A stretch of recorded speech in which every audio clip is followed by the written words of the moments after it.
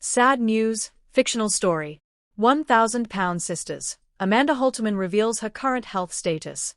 The room was quiet in a way that felt unnatural, as if even the air itself was holding its breath. Amanda Halterman sat in the chair near the window, sunlight cutting across the floor in pale strips. Outside, the world continued as usual. Cars passed, birds flew, people laughed, but inside that hospital room, time seemed frozen. Machines hummed softly, their steady rhythm the only reminder that life, fragile as it was, still clung on. Amanda stared at her hands. They were trembling. "I don't have much time," she said finally, her voice barely louder than a whisper. The camera crew shifted uncomfortably. They had filmed tears, fights, celebrations, setbacks, and victories. But this was different. This wasn't weight loss drama or family tension. This was the kind of moment that rewrote lives. And possibly ended one. For years, Amanda Halterman had been known as the strong one. The sister who spoke her mind. The one who laughed loudest, defended hardest, and refused to be invisible. Viewers saw her as resilient, someone who carried pain with sarcasm and strength with humor. But strength has limits. Behind the scenes, Amanda's health had been quietly deteriorating. What started as fatigue turned into chronic pain. What felt like just another bad day slowly became something darker, heavier, and impossible to ignore. "I thought I could push through it," Amanda later confessed. "I always do." She always had. Until she couldn't. The diagnosis came without mercy. Multiple systems failing. Complications layered upon complications. Years of physical strain, emotional stress, and untreated warning signs had collided at once. Doctors spoke in careful, measured tones, but their eyes told the truth long before their words did. "We can try," one doctor said gently. "But you need to prepare for the possibility that the odds are not in your favor." Almost zero. Those words echoed in Amanda's mind long after the room emptied. "I've been scared before," she admitted later. "But this kind of scared. This is different. This is the kind where you start saying goodbye in your head."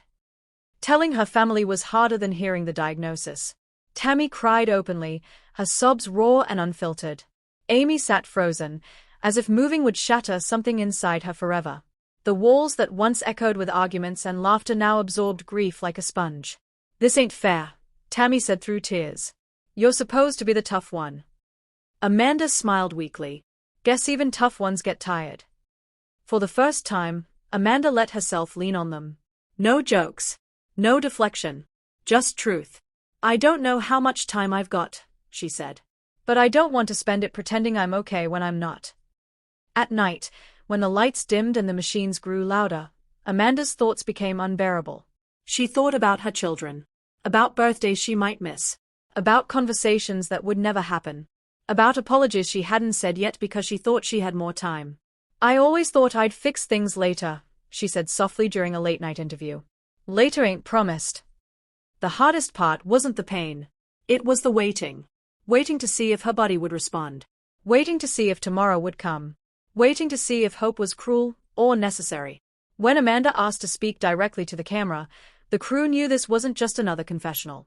Her face was pale, her voice weaker than fans had ever heard, but her eyes still held fire. "If you're watching this," she said, "don't wait until it's too late to take care of yourself. Don't wait to say, 'I love you.' Don't wait to ask for help." She paused, swallowing hard. "I spent my life being strong for everyone else. And now I realize. I should have been strong enough to be vulnerable." Tears slipped down her cheeks, unchecked. "I don't know if I'm going to make it. But I need people to know. I fought. I'm still fighting." Doctors tried everything. Experimental treatments. Aggressive interventions. Long nights filled with whispered prayers and desperate promises. Some days, Amanda improved slightly. Enough to smile. Enough to joke weakly with nurses. Enough to make everyone believe, just for a moment, that maybe the impossible could happen. Then came the setbacks. Each one heavier than the last. "The body can only take so much," a doctor explained gently to the family. "And Amanda's has been fighting for a very long time." Amanda asked for a notebook. She filled its pages slowly, painfully, writing letters to everyone she loved. Each word cost her energy she barely had, but she refused to stop. "I don't want my story to end in silence," she said. She wrote about forgiveness. About self-worth. About loving your body even when it feels like it's betraying you. About how fame never mattered as much as connection.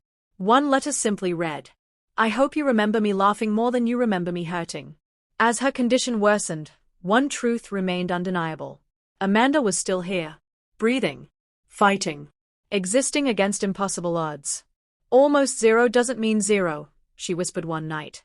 And in that whisper lived everything she had ever been: stubborn, defiant, human. Whether Amanda survived or not became almost secondary to the impact she left behind. Her honesty changed people. Her vulnerability sparked conversations. Her story reminded millions that health isn't just about weight, it's about care, awareness, and compassion. "I don't want to be remembered for dying," she said. "I want to be remembered for telling the truth." In this fictional story, Amanda Halterman stands at the edge of life not as a headline, but as a human being, flawed, brave, terrified, and real. And while her chances of survival were said to be almost zero,